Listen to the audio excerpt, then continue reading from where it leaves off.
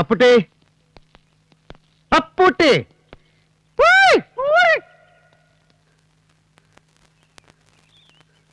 വണ്ടിയുടെ ശബ്ദം കേട്ടു. ഞാൻ ആ പത്താപ്പേരുടെ പിന്നിലായിരുന്നു. പക്ഷെ തീരെ പ്രതീക്ഷിച്ചില്ല കേട്ടോ. അങ്ങനെ പ്രതീക്ഷിച്ചിരിക്കുമ്പോ കേറി വന്ന എന്താ അപ്പുട്ടി അതിനൊരു മേളം ഡിമാന്ന് വന്ന് വേണം. മുമ്പും താൻ എന്നെ അങ്ങനെയല്ലേ കണ്ടിട്ടുള്ളൂ. പകല് വെളിച്ചത്തിൽ നമ്മൾ തമ്മിൽ കാണുന്നത് ആദ്യം എന്നാ തോന്നേ. രാത്രിയല്ലേ പ്രത്യക്ഷപ്പെടൽ, അതുപോലെ അന്തർധാനവും. എന്താണ് കൊച്ചു തോർത്തുമുണ്ടൊക്കെ എടുത്ത് പത്തായപ്പുരയുടെ പിന്നിൽ നിന്നൊരു പ്രത്യക്ഷപ്പെടൽ? ആ അടിച്ചളിക്കാർ ഇപ്പോഴും സർവീസിലുണ്ടോ? അത് പെൻഷനായി, ഇപ്പൊ ആരുമില്ല. അധികം തുടങ്ങി ഞാൻ തന്നെയാ. വിരോധമില്ല. ഇവിടുത്തെ ഏകാന്തതയിൽ ഒരു നേരം പോക്കിനായി താൻ ഇനി ആരെങ്കിലും ഇവിടെ പാർപ്പിച്ചു എന്ന് തന്നെ വെക്കുക. വിരോധം ഒട്ടുമില്ല. പക്ഷെ വിരോധം ഉണ്ടാവും. ഒരു കമ്പനിക്ക് താൻ എന്നെ കൂടെ വിളിക്കായിരുന്ന. അല്ല, ബാഗും പെട്ടിയൊക്കെ ഇറക്കുന്നുണ്ടല്ലോ. 2 നാള് കാണുവോ?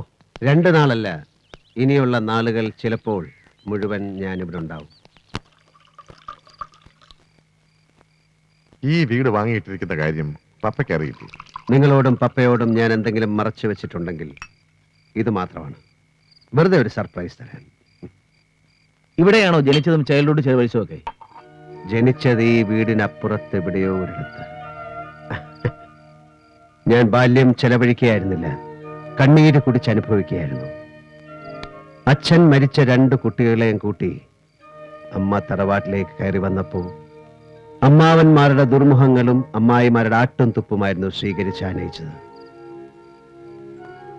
ഉരപ്പുരയുടെ നിലത്ത് അമ്മ മരിച്ച് തണുത്ത് കിടന്ന ശേഷം അധിക നാൾ ഇവിടെ കഴിയേണ്ടി വന്നില്ല. പോയി. 14 വയസ്സുകാരൻ ഏട്ടൻ 6 വയസ്സുകാരി അനിയത്തെയും കൂട്ടിപ്പോയി. ചോരയ്ക്കും പണത്തിനും ഒരേ മണമാണെന്ന് തിരിച്ചറിയാൻ തുടങ്ങിയിട്ട് എത്ര കാലമായി കാണും? അറിയില്ല. അവളെ ഒന്നും അറിയിച്ചിട്ടുമില്ല. ഈ പഴയ അമ്മാവന്മാരും അമ്മായിമാരും ജീവനോടെ ഉണ്ടോ ഇപ്പോഴും? നമുക്കൊരു വിസിറ്റ് നടത്തിയിരുന്നു. ഉണ്ടാവാം, അന്വേഷിച്ചിട്ടില്ല. അത് വേണ്ടടോ. നമുക്കങ്ങനെ വേഷം കെട്ടി കാണിച്ചാരെയും തോൽപ്പിക്കണ്ട.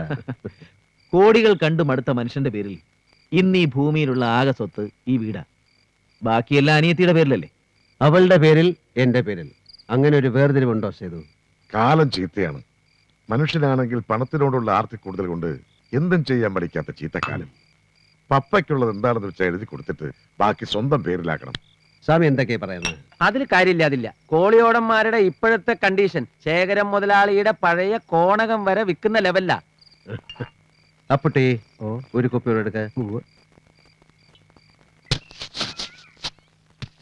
സ്വാമി, വീട്ടിൽ വളർത്തുന്ന ഒരു പട്ടി തേങ്ങ പൊതിക്കുന്നതായ ഒരു വാർത്ത പേപ്പറിൽ വായിച്ചോ?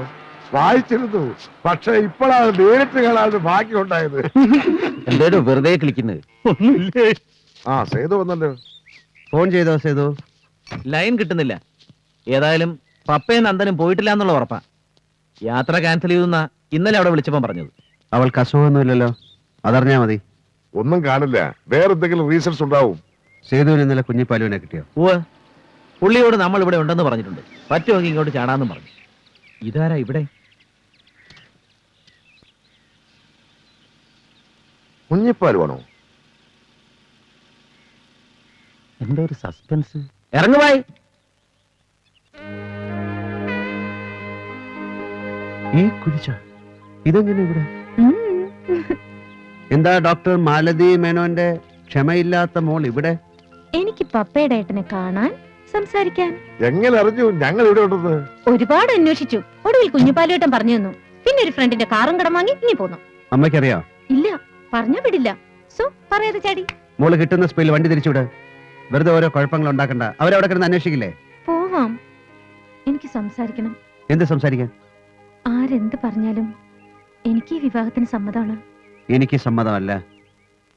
എതിർപ്പുകളെ അവഗണിച്ച് ഒളിച്ചോടി കല്യാണം കഴിക്കാൻ പറ്റിയ ഒരു പ്രേമരോഗി പയ്യൻസിനെ ക്ഷമ എന്നിൽ പ്രതീക്ഷിക്കരുത്.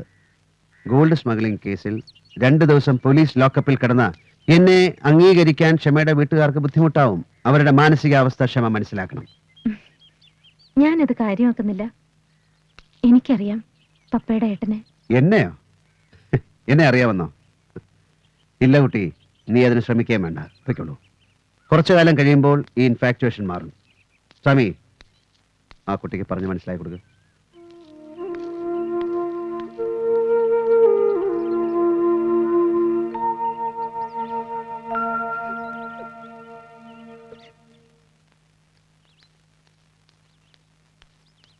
ദാ ആ കുട്ടി അപ്പുറത്തെടുത്ത് കരയുന്നു. താൻ കുറച്ച് ഇങ്ക് കുറുക്കി കലക്കി കോരി കൊടുക്ക്.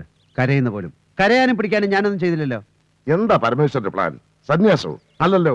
എന്തായാലും വിവാഹം കഴിക്കണം, ഒരു കുടുംബം വേണം. എന്നും ഇങ്ങനെ കഴിയാൻ പറ്റുമോ? സമ്മതിക്കാം, വിവാഹവും കഴിക്കാം. അത് ഈ കുട്ടിയാവുന്നതിനോടും വിരോധമില്ല. പക്ഷെ ആ കുട്ടിയുടെ അമ്മ നിങ്ങളോട് പറഞ്ഞില്ലേ അത് നടക്കില്ലെന്ന്? അവരങ്ങനെ പലതും പറയും. അയ്യടാ, അനുവാദം കാത്തു നിന്നും കൈനീട്ടി വാങ്ങി നമ്മൾ ഇതുവരെ എന്താ ചെയ്തത്? ആ കുട്ടി തയ്യാറായി കൊണ്ട് വന്നിരിക്കുക. ഇനി ഒരു നാളും തീയതി നോക്കി നമ്മൾ അതൊക്കെ നടത്തും. അത്രേ ഉള്ളൂ. വേണോ സ്വാമി? വേണം ഉസ്താദ്. എന്നാ നിങ്ങൾ ആ കുട്ടിയെ പറഞ്ഞേക്ക്. ഇന്ന് തന്നെ കെട്ടണമെന്ന് വാശിയിലൊന്നും അല്ലല്ലോ. സമയം മറട്ടെ. അതൊന്ന് നേരിട്ട് പറയേ. എന്നിട്ട് സന്തോഷമായിട്ട് ആ കുട്ടിയെ യാത്രയാക്കി. ഡോ,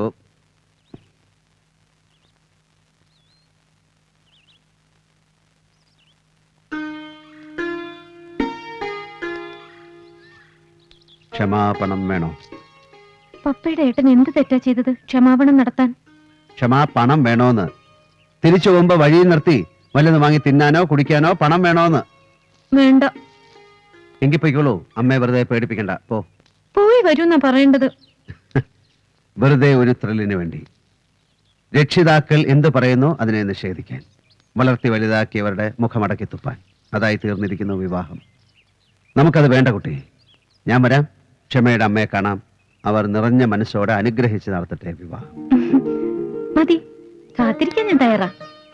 ഒരുത്തി ഇങ്ങനെ ഇരിപ്പുണ്ടെന്ന കാര്യം ഒരാൾക്ക് ഓർമ്മയുണ്ടാവണം. മറന്നു പോവരുത്. നിന്നെ പോലൊരു കാന്താരി മുളകിനെ ഞാൻ കെട്ടിപ്പൂട്ടിയിടുന്നതാണ് നല്ലത്. ഇല്ലെങ്കിൽ നീ ഈ സമൂഹത്തിൽ ഒരു വലിയ പ്രസ്ഥാനമായി മാറി ചുറ്റിക്കളികൾ ഒരുപാടുണ്ടാക്കും. പൊയ്ക്കോ. പോയി വരാനായി ഇപ്പൊ പൊയ്ക്കോ. ദേ സ്വാമി.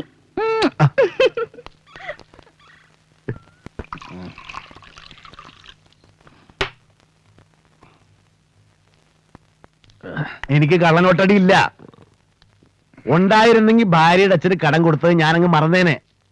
ഇനിയും വെറുതെ ഇങ്ങനെ അവധി പറഞ്ഞ് നീട്ടിക്കൊണ്ട് പോയാൽ ശരിയാവില്ല. അമ്പിയുടെ അച്ഛൻ കേൾക്കണ്ടോ? കുറെ നേരമായി തമ്പി ഇത് തന്നെ പറഞ്ഞുകൊണ്ടിരിക്കല്ലേ, കേൾക്കാതിരിക്കുന്നത് എങ്ങനെയാ? ആ, കേട്ടിട്ട് നിങ്ങൾക്കൊരു കുലുക്കം ഇല്ലല്ലോ. ആണുങ്ങളായ ഉളുപ്പ് വേണേ. ഇല്ല, ഉളുപ്പില്ലാത്തവനായിപ്പോയി. അതാ എന്റെ അവസ്ഥ. വിൽക്കാൻ എന്തെങ്കിലും ബാക്കി ഉണ്ടെങ്കിൽ വിൽക്കരുതോ? അല്ല, എന്താ ഇനി വിൽക്കാനുള്ളത്? മകളെയും മരുമകളെയും ബിസിനസിന് പറഞ്ഞയക്കേണ്ടി വരും. അല്ലാതെ ഈ വീട്ടിൽ ഞാനൊന്നും കാണില്ല. തമ്പിച്ചേട്ടാ, കുറച്ചുകൂടി അന്തസ്സായിട്ട് സംസാരിക്കണം. അത്ര വലിയ മാനക്കേട് വന്നിട്ടുണ്ടെങ്കിൽ എന്റെ കാശ് താടാ. നിന്റെ കയ്യിലുണ്ടോ? ഉണ്ടോടാ? നീയല്ലേ ഹോട്ടൽ മാനേജ് ചെയ്യുന്ന വലിയ കൊച്ചു മുതലാളി. നീ 50 ലക്ഷം താടാ. ഉണ്ടായിരുന്നെങ്കിൽ എന്നെ നിങ്ങളുടെ മുഖത്ത് ഞാനത് വലിച്ചെറിയായിരുന്നു. ഇല്ലെങ്കിൽ ഉണ്ടാക്കണം. ഒരു കോടീശ്വരന് അളീനുണ്ടല്ലോ നിനക്ക്. പിന്നെ ഭാര്യയുടെ പേരിലാണെങ്കിലോ ലക്ഷങ്ങളുടെ സ്വത്തും. അതെ, അങ്ങനെ പലതും ഉണ്ടാവും. അത് വിറ്റിട്ട് ആരോ ധൂർത്തടിച്ചു കളഞ്ഞ പണത്തിന്റെ കടം വിട്ടാൻ ഞാൻ ഉദ്ദേശിക്കുന്നില്ല. അപ്പൊ നിനക്ക് നിന്റെ തന്തയുടെ കാര്യത്തിൽ യാതൊരു ഉത്തരവാദിത്വം ഇല്ല അല്ലേ? ഇല്ല, നിനക്ക് ഒരു ഉത്തരവാദിത്വം ഇല്ല.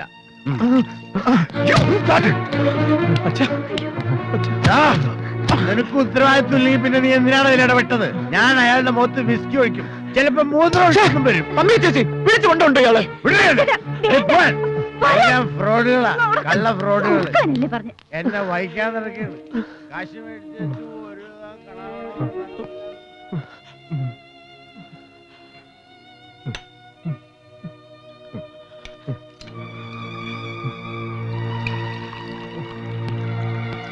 കുടിക്ക, കുടിച്ച് ചാവും. എല്ലാം വിറ്റ് തൊളിച്ച് ഈ നിലയിലാക്കിയിട്ടിരിക്കുന്നു. Get lost here.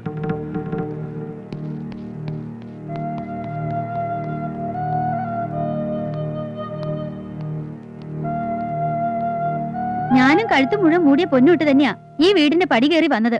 അതിനു പുറമെ പണമായിട്ട് എന്റെ അച്ഛൻ കൊടുത്തിരുന്നു. അതല്ല, ഈ വീട്ടിലെ കടങ്ങൾ വീട്ടാൻ വേണ്ടി ഗിരിയേട്ടൻ എടുത്തോണ്ട് പോയി. തികയാതെ വന്നത് എന്റെ ഷെയറായി അച്ഛൻ എഴുതി വെച്ച പ്രോപ്പർട്ടി വിറ്റിട്ടും വീട്ടി. ഇയാളുടെ മുന്നിൽ പൊങ്ങച്ചൻ പറയുന്നല്ല, സത്യ. ചോദിച്ചു നോക്കാലേ നന്ദനോട്, നന്ദൻ പറയും. രാജി ചെയ്തതൊരു ഭാര്യയുടെ കടമയാ. അതിലിപ്പോ ഒട്ടും വിഷമം വിചാരിക്കുകയും വേണ്ട. ചേച്ചി, ഞാനിപ്പോ എന്താ വേണ്ടത്? എനിക്കറിയാഞ്ഞിട്ടാ. നിങ്ങൾ പറഞ്ഞു തരൂ. ഞങ്ങൾ ഉപദേശിച്ചു തരണോ? തനിക്ക് ചിന്തിച്ചാൽ അറിഞ്ഞൂടെ എന്താ വേണ്ടെന്ന്? ഭർത്താവിന്റെ വീട്ടിലൊരു പ്രശ്നം ഉണ്ടെങ്കിൽ അത് തന്റെ വീട്ടിലെ പ്രശ്നമായിട്ട് കണ്ട് അതിനുള്ള പരിഹാരം എന്താ വെച്ചാൽ കാണാൻ നോക്കണം. ഭർത്താവിന് അത് അറിയില്ലെങ്കിൽ പറഞ്ഞു കൊടുക്കണം. അതാ കുട്ടി വേണ്ടത്. ഭർത്താവിന്റെ വീട് എന്റെ വീട് എനിക്ക് അങ്ങനെ രണ്ടായിട്ട് കാണാൻ അറിയില്ല. ഇതുപോലുള്ള പ്രശ്നങ്ങൾ ഞാൻ ഇതുവരെ ഫേസ് ചെയ്തിട്ടുമില്ല. കേട്ടോ രാജി, തമ്പിച്ചേട്ടൻ അച്ഛൻ കൊടുത്ത വായ്പ ഇപ്പൊ തിരിച്ചു ചോദിക്കുന്നെങ്കിൽ അതിന് തക്കോണമുള്ള ടൈറ്റ് ഉണ്ടായിട്ടാ. അത് കിട്ടിയില്ലെങ്കിൽ മൂപ്പര് പ്രശ്നത്തിലാകും. ഇവിടെ ഇപ്പൊ എല്ലാ പ്രശ്നങ്ങളും തീർക്കാൻ പത്മജ ഒന്ന് മനസ്സ് വെച്ചാ മതി.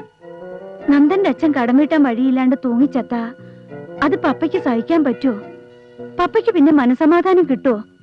അവന് പക്ഷെ വാശിയല്ല, പ്രായത്തിന്റെ ഒരു ദുരഭിമാനം. അങ്ങനെ ചേച്ചി പറയരുത്. സ്വന്തത്തിനേക്കാളും ബന്ധത്തിനേക്കാളും പ്രധാനം സ്വത്തും മുതലുവാന്ന് കരുതുന്നത് ഒരുതരം കോംപ്ലക്സ് ആണ്. വേണ്ട, അങ്ങനെയൊന്നും പറയണ്ട. ഞാൻ എന്താ ചെയ്യേണ്ടതെന്ന് വെച്ചാ പറഞ്ഞാ മതി. ഞാൻ റെഡിയാ. ഇപ്പൊ തൽക്കാലം നന്ദൻ അറിയാതെയാണെങ്കിലും ഈ വീട്ടിൽ ആരും തമ്മിൽ വഴക്കടിക്കാതെ ഇരിക്കുമെങ്കിൽ ഞാൻ റെഡിയാ. എന്തിനും.